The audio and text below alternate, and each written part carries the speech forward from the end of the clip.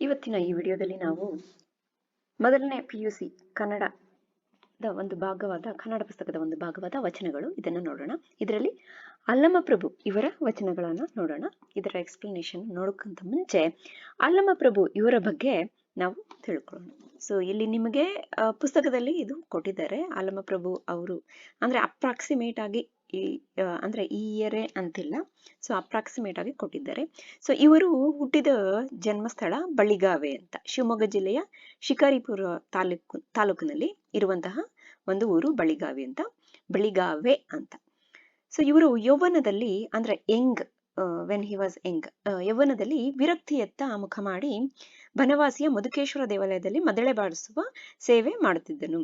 ಅಂದ್ರೆ ಅವರು ತುಂಬಾ ಎಂಗೇಜ್ ಅಲ್ಲೇ ಜೀವನದ ಬಗ್ಗೆ ವಿರಕ್ತಿ ಹೊಂದಿ ಏನೋ ಒಂದು ಸನ್ನಿವೇಶ ಬಂದಿರುತ್ತೆ, ಏನೋ ಒಂದು ಇನ್ಸಿಡೆಂಟ್ ಆಗಿರುತ್ತೆ, ಅದರಿಂದ ವಿರಕ್ತಿ ಹೊಂದಿ ಒಂದು ದೇವಾಲಯದಲ್ಲಿ, ಮಧುಕೇಶ್ವರ ದೇವಾಲಯದಲ್ಲಿ ಮದ್ದಳೆ ಅನ್ನೋದು ಅದು ಒಂದು ರೀತಿಯ ಮದ್ದಳೆ ಅನ್ನೋದು ಈಗ ಡೋಲು ಎಲ್ಲ ಬರುತ್ತಲ್ಲ, ಆ ರೀತಿ ಒಂದು ದೊಡ್ಡದಾಗಿರುತ್ತೆ. ಆ ರೀತಿಯಾದಂತಹ ಒಂದು ಸಂಗೀತದ ಒಂದು ಇನ್ಸ್ಟ್ರೂಮೆಂಟ್ ಇದು. ಸೊ ಅದರ ಸೇವೆಯನ್ನ ಮಾಡ್ತಾ ಇದ್ದ. ಶಿವನ ಧ್ಯಾನದಲ್ಲಿ ಆಸಕ್ತನಾಗಿ, ಅಂದ್ರೆ ತುಂಬಾ ಇಂಟ್ರೆಸ್ಟ್ ಆಗಿತ್ತು ಶಿವನನ್ನ ಧ್ಯಾನ ಮಾಡೋದು, ಆಳವಾದ ಆತ್ಮಚಿಂತನೆ ನಡೆಸಿ, ಅಂದ್ರೆ ಒಂದು ರೀತಿಯ ಜ್ಞಾನೋದಯ ಆಗಿತ್ತು ಇವರಿಗೆ. ತನ್ನ ಕಾಣಿಕೆಯನ್ನು ವಚನಗಳಲ್ಲಿ ಪ್ರಕಟಿಸಿದ್ದಾನೆ. ಸೊ ವಚನಗಳು ಬರೆದಿದ್ದಾರೆ ಇವರು ಇದರ ಬಗ್ಗೆ, ದೇವರ ಬಗ್ಗೆ. ಮತ್ತೆ ಅನುಭವ ಮಂಟಪ ಅಂದ್ರೆ ಬಸವಣ್ಣನವರು ಒಂದು ಅನುಭವ ಮಂಟಪ ಅಂತ ಒಂದು ಮಾಡ್ತಾರೆ. ಅಂದ್ರೆ ಅದು ಒಂದು ರೀತಿಯ it is open for discussion, ಏನಾದ್ರೂ ಈ ಡಿವೋಷನಲ್ ಡಿಸ್ಕಷನ್ಸ್ ಇವೆಲ್ಲ. ಅದರಲ್ಲಿ ಅಕ್ಕ ಮಹಾದೇವಿ, ಬಸವಣ್ಣ, ಚನ್ನಬಸವಣ್ಣ ಇವರೆಲ್ಲ ಇರೋ ಇದ್ರಲ್ಲಿ ಅಲ್ಲಮ ಪ್ರಭು ಕೂಡ ಅಲ್ಲಿ ಇದ್ದ ಅನುಭವ ಮಂಟಪದಲ್ಲಿ. ಅಲ್ಲಮ ಪ್ರಭುವಿನ ವಚನಗಳು ಯಾವ ರೀತಿ ಅಂದ್ರೆ ಪ್ರತಿಭಟನಾತ್ಮಕ, ವಿಚಾರಾತ್ಮಕ, ವಿಮರ್ಶಾತ್ಮಕ ಅಂಶಗಳನ್ನ ಒಳಗೊಂಡಿದೆ. ಇದು ಸತ್ಯಾನ್ವೇಷಣೆಯ ದಿಕ್ಕಿಗೆ ಕೊಂಡೊಯ್ಯುತ್ತದೆ. ಅಂದ್ರೆ so it takes us towards the truth ಅಂತ ಇಲ್ಲಿ ಹೇಳ್ತಾ ಇದ್ದಾರೆ. ಸೊ ಈ ರೀತಿಯಾದಂತಹ ಸಂದರ್ಭದಲ್ಲಿ ಅವರ ವಾಕ್ಶಕ್ತಿ, ದ ಪವರ್ ಆಫ್ ಸ್ಪೀಚ್, ಪದಪ್ರಯೋಗಗಳು ನೇರವಾಗಿರುತ್ತವೆ. ಅಂದ್ರೆ ಒಂದು ರೀತಿ ಸ್ಟ್ರೈಟ್ ಆಗಿ ಫಟ್ ಅಂತ ಮುಖದ ಮೇಲೆ ಹೇಳ್ದಂಗೆ ಇರುತ್ತೆ. ಅಂದ್ರೆ ಇವರು ಏನಾದ್ರೂ ಹೇಳ್ಬೇಕು ಅನ್ನೋದನ್ನ ಅಳುಕದೆ, ಅಂದ್ರೆ ಅದು ಕರೆಕ್ಟ್ ಆಗಿದೆ ಅಂದ್ರೆ ಅದನ್ನ ಹೇಳಿದ್ದಾರೆ ವಚನಗಳಲ್ಲಿ. ಅದು ಇವರ ವೈಶಿಷ್ಟ್ಯ, ಸ್ಪೆಷಾಲಿಟಿ. ಸೊ ಇವರು ಪಡೆದಂತಹ ಲೋಕಾನುಭವ, ಅವರ ಎಕ್ಸ್ಪೀರಿಯನ್ಸ್, ಈ ಹಪ್ಪರದಲ್ಲಿ ಅವರ ಒಂದು ಎಕ್ಸ್ಪೀರಿಯನ್ಸ್, ಲೋಕ ಪ್ಲಸ್ ಅನುಭವ, ಲೋಕಾನುಭವದಲ್ಲಿ ತನಗೆ ಆದ ಎಕ್ಸ್ಪೀರಿಯನ್ಸ್ ಅನ್ನ ಹಂಚೋದಕ್ಕೆ ಪ್ರಯತ್ನ ಮಾಡಿದ್ದಾರೆ ಈ ವಚನಗಳಲ್ಲಿ. ಸೊ ಆ ವಚನಗಳನ್ನ ನಾವು ಇಲ್ಲಿ ನೋಡೋಣ. ಇಲ್ಲಿ ಒಂದಿಷ್ಟು ಲೈನ್ ಅಲ್ಲಿ ಹೈಲೈಟ್ಸ್ ಕೊಟ್ಬಿಟ್ಟಿದ್ದಾರೆ, ನಾನು ಅದನ್ನು ಜಸ್ಟ್ ಓದ್ಬಿಡ್ತೀನಿ. ದೇಹವನ್ನು ಬಂಡಿಗೆ ಹೋಲಿಸಿ ಅದನ್ನು ಆಳಲು ಪ್ರಯತ್ನ ಮಾಡುವ ಪಂಚೇಂದ್ರಿಯಗಳನ್ನು ಹದ್ದುಬಸ್ತಿನಲ್ಲಿಡದಿದ್ದರೆ ಅನಾಹುತಕ್ಕೆ ಆಹ್ವಾನವಿತ್ತಂತೆ. ಆಡಂಬರದ ಹಾಗೂ ಯಾಂತ್ರಿಕ ಭಕ್ತಿಯನ್ನು ಪ್ರಶ್ನಿಸುವ ಮನೋಭಾವನೆಯ ಜೊತೆಗೆ ಶರಣ ಮತ್ತು ಆರಾಧನೆಯ ನಡುವಿನ ವ್ಯತ್ಯಾಸವನ್ನು ಖಂಡಿಸುವ ಪ್ರವೃತ್ತಿ ಇದೆ. ದೇವರನ್ನೇ ಪ್ರಶ್ನಿಸುವ ಹಾಗೂ ನಾನೇ ದೇವರೆನ್ನುವ ಧೈರ್ಯ ಇವನ ವಚನಗಳಲ್ಲಿ ಕಂಡುಬರುತ್ತದೆ. ನೋಡಿ, ಇಷ್ಟೊಂದು ಸ್ಟ್ರೇಟ್ ಫಾರ್ವರ್ಡ್ ಅಲ್ಲಮ ಪ್ರಭು ಅವರು. ಈಗ ನಿಮ್ಮ ಪುಸ್ತಕದಲ್ಲಿ ಅಲ್ಲಮ ಪ್ರಭುವಿನ ವಚನಗಳು 3 ಇದಾವೆ. ಸೊ 3 ವಚನಗಳನ್ನ ನೋಡೋಣ. ಅದಕ್ಕಿಂತ ಮುಂಚೆ ಇಲ್ಲಿ ಒಂದಷ್ಟು ಸೂಕ್ತಿಗಳಿದೆ. ಹಾಸಿಗೆ ಇದ್ದಷ್ಟು ಕಾಲು ಚಾಚಬೇಕೆಂಬುದು ನಮ್ಮ ಪಾರಂಪರಿಕ ನಂಬಿಕೆ. ಅಂದ್ರೆ ನಮ್ಮ ಕೈಯಲ್ಲಿ ಎಷ್ಟಾಗುತ್ತೋ ಅಷ್ಟು within that limits only we have to live ಅಂತ. ಈಗ ಒಂದು ಚಿಕ್ಕ ಕಾರ್ ಇರುತ್ತೆ, ಇಲ್ಲ ನಾನು ತುಂಬಾ ದೊಡ್ಡ ಕಾರ್ ತಗೊಬೇಕು ಅನ್ಕೊಂಡ್ರೆ, ಇಲ್ಲ ಅದು ನಿಮ್ಮನ್ನ ಸಾಲಕ್ಕೆ ಗುರಿ ಮಾಡಿ EMI ಅದು ಇದು ಅಂತೆಲ್ಲ ಕಟ್ಟಿ ಶಾಂತಿ ನೆಮ್ಮದಿನೇ ಹಾಳಾಗುತ್ತೆ. ಅದಕ್ಕೆ ಹಾಸಿಗೆ ಎಷ್ಟಿದೆಯೋ ಅಷ್ಟೇ ಕಾಲನ್ನು ಚಾಚಬೇಕು. ಅದಕ್ಕಿಂತ ಕೆಳಗಡೆ ಹೋದ್ರೆ ಕಾಲಿಗೆ ಏನಾಗುತ್ತೆ, ಥಂಡಿ ತಾಕಿ ನಮಗೆ ನೆಗಡಿ ಅದು ಇದು ಬರುತ್ತೆ. ಸೊ ನಿಮ್ಗೆ ಗಾದೆ ವಿಸ್ತರಿಸಿ ಅದ್ರಲ್ಲೆಲ್ಲ ಈ ತರ ಕೇಳ್ತಾರಲ್ಲ, ಅದಕ್ಕೆ ಜಸ್ಟ್ ಎಕ್ಸ್ಪ್ಲೇನ್ ಮಾಡಿದೆ. ಆಧುನಿಕ ಜೀವನ ಶೈಲಿ ಮಹತ್ವಾಕಾಂಕ್ಷೆಯಿಂದ ಕೂಡಿದೆ, ಹೌದಲ್ಲ? ಮಾಡರ್ನ್ ಲೈಫ್, ಆಧುನಿಕ ಜೀವನ ಶೈಲಿ ಮಹತ್ವಾಕಾಂಕ್ಷೆಯಿಂದಾನೇ ಕೂಡಿದೆ. ಹೊರ ಜಗತ್ತಿಗೆ ಮನುಷ್ಯ ತನ್ನನ್ನು ತೋರಿಸಿಕೊಳ್ಳುವ ಕ್ರಮಕ್ಕಿಂತಲೂ ಅವನ ಒಳಗು ವಿಭಿನ್ನ ಅನ್ನವನ್ನು ಕೊಡುವವನು ಪ್ರತ್ಯಕ್ಷ ದೈವ ಅಂತ ಇಲ್ಲಿ ಹೇಳಿದ. ಈಗ ಮೊದಲನೇ ವಚನವನ್ನು ನೋಡೋಣ. ಕಾಲುಗಳೆಂಬವು ಗಾಲಿ ಕಂಡಯ್ಯ, ದೇಹವೆಂಬುದು ತುಂಬಿದ ಬಂಡಿ ಕಂಡಯ್ಯ, ಬಂಡಿಯ ಹೊಡೆವವರೈವರು ಮಾನಿಸರು, ಒಬ್ಬರಿಗೊಬ್ಬರು ಸಮವಿಲ್ಲಯ್ಯ, ಅದರಿಚ್ಛೆಯ ನರಿದು ಹೊಡೆಯದಿರ್ದಡೆ ಅದರಚ್ಚು ಮುರಿಯಿತು ಗುಹೇಶ್ವರ. ಸೊ ಇದರಲ್ಲಿ ಹೊಡೆಯುವವರು ಐವರು, ಅದರ ಇಚ್ಛೆಯನ ಅರಿಯದೆ, ಹೊಡೆಯದೆ ಇದ್ದರೆ, ಅದರಚ್ಚು ಇಸ್ ಅದರ ಅಚ್ಚು. ಓಕೆನಾ, ಇದು ಎಕ್ಸ್ಪ್ಯಾಂಡ್ ಮಾಡೋದು. ಮತ್ತೆ ಇದರಲ್ಲಿ ಐವರು ಮಾನಿಸರು ಅಂದ್ರೆ ಐವರು ಮನುಷ್ಯರು ಅಂದ್ರೆ ಇಲ್ಲಿ ಪಂಚೇಂದ್ರಿಯಗಳು ಅಂತ ಬರುತ್ತೆ. ಐವರು ಮಾನಿಸರು ಅಂದ್ರೆ ಅಚ್ಚು ಅಂದ್ರೆ ಆಧಾರದ ಒಂದು ಭಾಗ. ಅಚ್ಚು ಅಂದ್ರೆ ಈಗ ಬಂಡಿ ಇರುತ್ತಲ್ಲ, ಬಂಡಿಗೆ ಮುಂಚಿನ ಕಾಲದಲ್ಲಿ, ಈಗ ಇಲ್ಲ, ಬುಲಕ್ ಕಾರ್ಟ್ ಇರ್ತಾ ಇತ್ತಲ್ಲ, ವುಡನ್ ಅಲ್ಲಿ ಮಾಡಿರೋದು, ಅದರ ಚಕ್ರಕ್ಕೆ ಒಂದು ಆಧಾರಕ್ಕೆ ಒಂದು ಮರದ್ದಲ್ಲ, ಒಂದು ಐರನ್ ರಾಡ್ ನ ಚುಚ್ತಾ ಇದ್ರು, ಅದು ಇತ್ತು. ಸೊ ಅದರ ಅರ್ಥ. ಓಕೆ, ಈಗ ನಾವು ಇದರ ಅರ್ಥವನ್ನು ನೋಡೋಣ.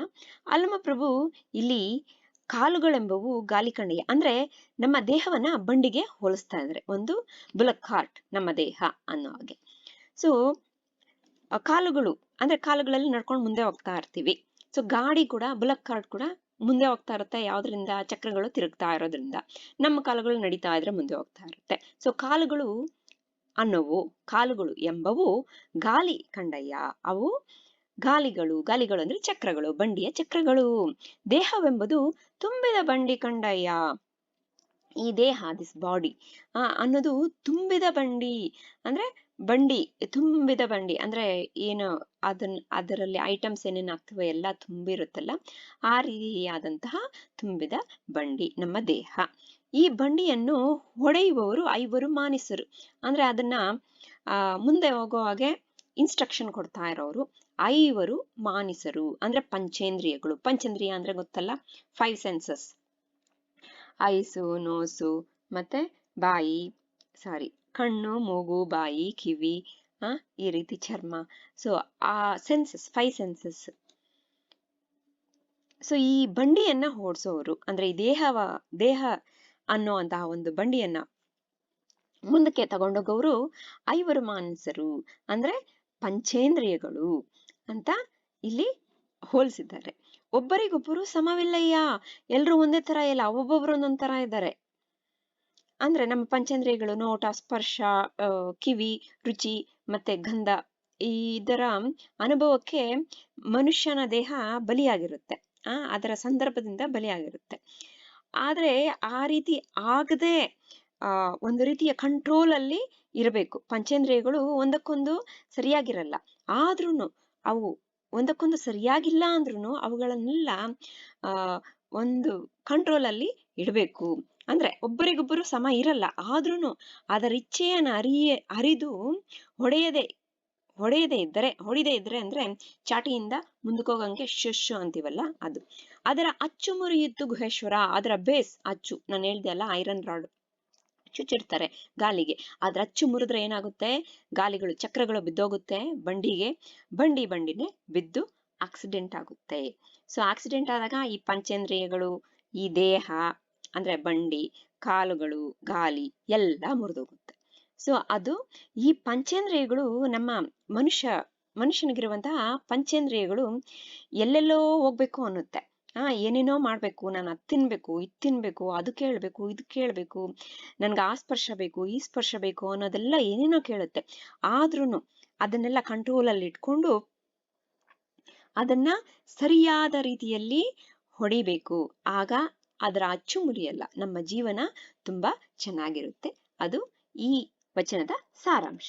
ಈಗ ಮುಂದಿನ ವಚನ: ಹೊಟ್ಟೆಯ ಮೇಲೆ ಕಟ್ಟೋಗರದ ಮೊಟ್ಟೆಯ ಕಟ್ಟಿದಡೇನು, ಹಸಿವೋಹುದೇ ಅಂಗದ ಮೇಲೆ ಲಿಂಗ ಸ್ವಾಯುತವಾದಡೇನು, ಭಕ್ತನಾಗಬಲ್ಲನೆ ಇಟ್ಟ ಕಲ್ಲು ಮೆಳೆಯ ಮೇಲೆ ಸಿಲುಕಿದಡೆ, ಆ ಕಲ್ಲು ಲಿಂಗವೇ, ಆ ಮೆಳೆ ಭಕ್ತನೇ, ಇಟ್ಟಾತ ಗುರುವೇ, ಇತ್ತಪ್ಪವರ ಕಣ್ಣಡೆ ನಾಚುವೆನಯ್ಯ ಗುಹೇಶ್ವರ. ಸೊ ಇಲ್ಲಿ ಓಗರ ಅಂದ್ರೆ ಅನ್ನ, ಮೊಟ್ಟೆ ಅಂದ್ರೆ ಗಂಟು, ಮೊಟ್ಟೆ ಅಂದ್ರೆ ಕೋಳಿ ಮೊಟ್ಟೆ ಅಲ್ಲ, ಗಂಟು. ಸ್ವಾಯುತ ಅಂದ್ರೆ ಧರಿಸುವುದು, ಮೆಳೆ ಅಂದ್ರೆ ಪೊದೆ. ನೋಡಿ, ಎಂತಹ ಒಳ್ಳೆ ಒಳ್ಳೆ ರೀತಿಯ ಪದಗಳನ್ನ ಬಳಸಿದ್ದಾರೆ. ಕಟ್ಟೋಗರನಂತೆ, ಆ ಲಿಂಗ, ಮೆಳೆ, ಹ್ಮ್ ತುಂಬಾ ಚೆನ್ನಾಗಿ ಒಳ್ಳೆ ಒಳ್ಳೆ ಪದಗಳನ್ನ ಇಲ್ಲಿ ಈ ಆ, ವಚನದಲ್ಲಿ ಎಷ್ಟು ಚೆನ್ನಾಗಿ ಉಪಯೋಗಿಸಿದ್ದಾರೆ. ಸೊ ಅಲ್ಲಮ ಪ್ರಭು ಏನ್ ಹೇಳ್ತಾರೆ ಅಂದ್ರೆ, ಭಕ್ತರು ಯಾವ ರೀತಿ ಢಾಂಬಿಕತನ ಮಾಡ್ತಾರೆ ಅನ್ನೋದನ್ನ ಇಲ್ಲಿ ವರ್ಣಿಸಿದ್ದಾರೆ. ಅಂದ್ರೆ ಭಕ್ತಿ ಅನ್ನೋದು ಯಾವ ರೀತಿ ಇರಬೇಕು ಅಂತ. ಇವಾಗ ಭಕ್ತಿ ಅನ್ನೋದು ಇಟ್ಕೊಳ್ಳೋಣ. ಭಕ್ತಿ ಅನ್ನೋದು ಹಸಿವು ಅನ್ನೋದನ್ನ ಇಟ್ಕೊಳ್ಳೋಣ. ಆಗ ಹಸಿವು ನಮ್ಗೆ ಅಂದ್ರೆ ಒಬ್ಬರು ನೋಡಿದ ತಕ್ಷಣ ಅವ್ರಿಗೆ ಹಸುವಾಗ್ತಾ ಇದೆ ಅಂತ ಗೊತ್ತಾಗಲ್ಲ. ಸರಿ, ಹಸುವಾಗ್ತಾ ಇದೆ ಅಂತ ಹೊಟ್ಟೆ ಮೇಲೆ ಅನ್ನದ ಒಂದು ಗಂಟನ್ನ ಕಟ್ಕೊಂಡ್ಬಿಟ್ರೆ, ಒಂದು ಬಟ್ಟೆನಲ್ಲಿ ಹಾಕಿ ಕಟ್ಕೊಂಡ್ಬಿಟ್ರೆ ಹಸಿವು ಹೋಗುತ್ತಾ? ಹಸಿವು ಹೋಗುತ್ತಾ? ಹೋಗಲ್ಲ. ಹಸಿವು ಹೋಗಲ್ಲ. ಹೆಂಗ್ ಹೋಗುತ್ತೆ?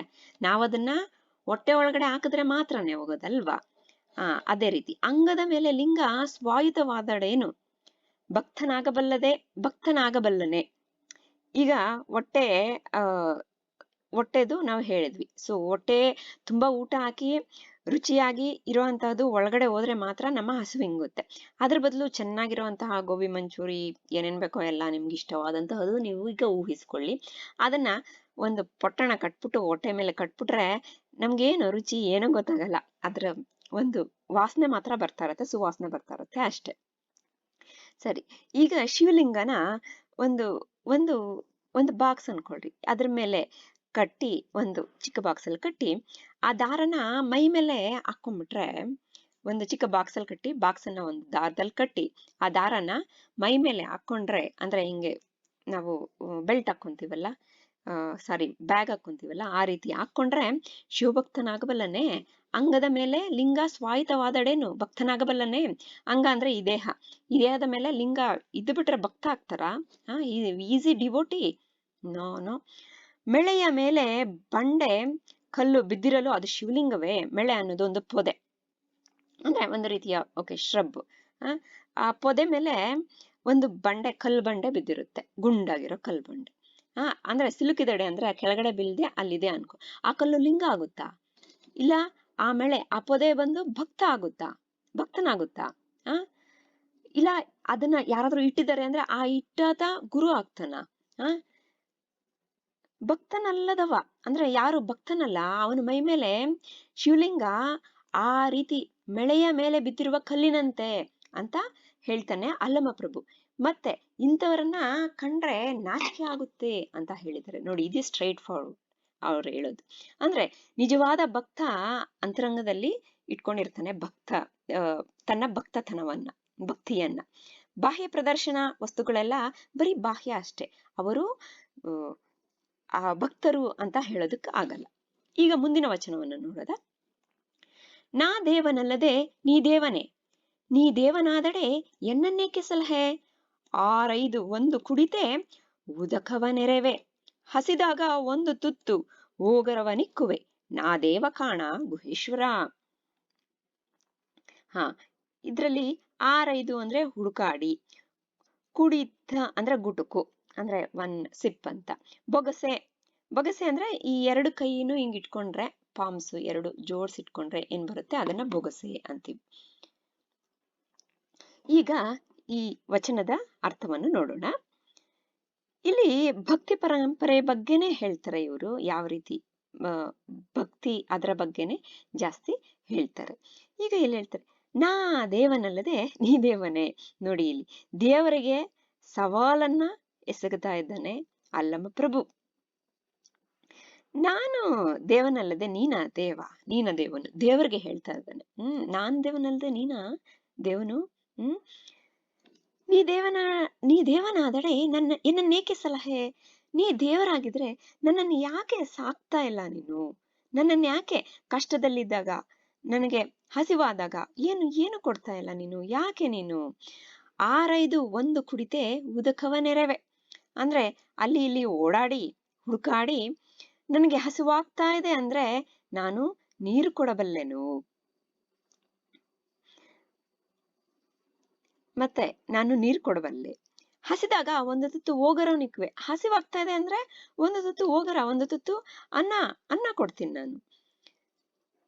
ಆಯ್ತಾ? ನಾ ದೇವ ಕಾಣ ಗುಹೇಶ್ವರ, ನಾನ್ ದೇವನಲ್ವಾ? ಆತರ ಇದ್ರೆ ಅಂದ್ರೆ ಅವರಿಗೆ ಏನ್ ಬೇಕೋ ಊಟ ಬೇಕಾ, ಮತ್ತೆ ಅವರ ದೇಹ ಅಂದ್ರೆ ಅವರ ದಾಹವನ್ನ ತಣಿಸ್ತಾ ಇದ್ದೀನಿ, ನಾನು ದೇವನಾಗಲ್ವಾ ಆ ರೀತಿ ಇದ್ರೆ ಅಂತ ಹೇಳ್ತಾ ಇದ್ದೀನಿ. ಅಂದ್ರೆ ಇಲ್ಲಿ ಹಸಿವು ನೀರಡಿಕೆಗಳಂತಹ ಮನುಷ್ಯನ ಒಂದು ಬೇಸಿಕ್ ಪ್ರಾಬ್ಲಮ್ಸ್ ಇವೆಲ್ಲ, ಅದನ್ನ ನೀನು ನೋಡ್ತಾ ಇಲ್ಲ ಅನ್ನೋದು ಒಂದು ಸವಾಲು ಎಸಗಿದ್ದಾನೆ ಅಲ್ಲಮ ಪ್ರಭು ದೇವರಿಗೆ.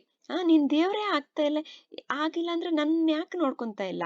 ಮನುಷ್ಯನಾದವನಿಗೆ ಅಂದ್ರೆ ಹಸಿದ ಮನುಷ್ಯನಿಗೆ ತುತ್ತು ಊಟವನ್ನು, ಬಾಯರದವನಿಗೆ ನೀರನ್ನ ನಾನು ಕೊಡಬಲ್ಲೆ, ಅದಕ್ಕೆ ನಾನು ದೇವನಲ್ವಾ? ನೀನ ಹೆಚ್ಚುಗಾರಿಕೆ ಏನು ಇಲ್ಲ, ನೀನೇನಂತ ಶ್ರೇಷ್ಠವನಲ್ಲ, ನೀನ್ ದೇವರಲ್ಲ, ಯಾಕಂದ್ರೆ ಇಲ್ಲಿ ಸಲಹಿದವನು ನಾನೇ ಅಂತ ಹೇಳ್ತಾ ಇದ್ದಾನೆ. ಅಂದ್ರೆ ನಾನು ಶ್ರೇಷ್ಠ ಅಂತ ಹೇಳ್ತಾ ಇಲ್ಲ, ಅಹಂ ಬ್ರಹ್ಮಾಸ್ಮಿ ಅಂತ ಹೇಳ್ತಾ ಇಲ್ಲ.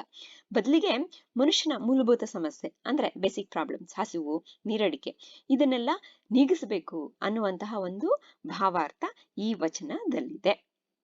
ಸೊ ಇದು ಇವು 3 ನಿಮಗಿರುವಂತಹ ವಚನಗಳು. ಇದರಲ್ಲಿ ಯಾವುದೇ ರೀತಿಯ ಡೌಟ್ಸ್ ಇದ್ರೆ ನೀವು ಕಮೆಂಟ್ ಸೆಕ್ಷನ್ ಅಲ್ಲಿ ಬರೀರಿ. ಇದಾದ್ಮೇಲೆ ನಾವು ಇದರ ಕ್ವಶನ್ ಆನ್ಸರ್ಸ್ ಅನ್ನ ಬೇರೆ ಒಂದು ವಿಡಿಯೋದಲ್ಲಿ ನೋಡೋಣ. Thank you.